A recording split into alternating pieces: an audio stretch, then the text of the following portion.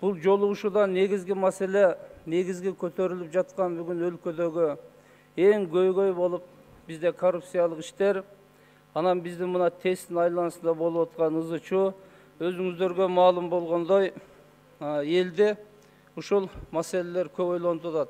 Өздөрүнүн социалдык жактан мектеп, бала бакча, жол маселелерине мурун бизде ушу коррупция маселеси, чоң чиновниктердин жебичүү маселеси боюнча көп суроолорду берип, кайды кай жакты карап отурасыздар? Эгерде бир 120 сомдук пласка купса $600 бааланып бюджеттин акчасы желип атса деген маселелер коюлду.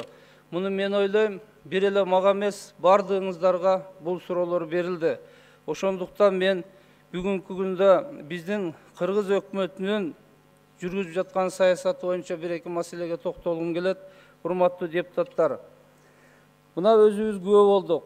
Февраль айында бир жумалык суукка бизден жылуулук борбору чыдаган жок. Бир жумада бизден модернизация кылган 386 миллион каражат кеткен, кандай жумшалгандыгын бир Кудайдын жардамы менен аныктап койдук. Биздин укук коргоо органдарын эмес. Ошол аныкталгандан бери мына бүгүнкү күнгө чейин иш козголбой атат. Мен буга мисал келтирейин. Биздин кесиптешибиз мына Шыкмаматовдун автоунаасы боюнча 300 000 сом иш козголуп жооп берип жатат.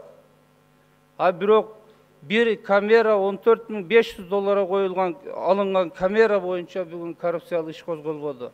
Жылуулук боюнча ушул жерде сураганыбызда тест боюнча коррупция боюнча иш козгойбуз дешкен. Мына 10 күндөн 2 ай болот.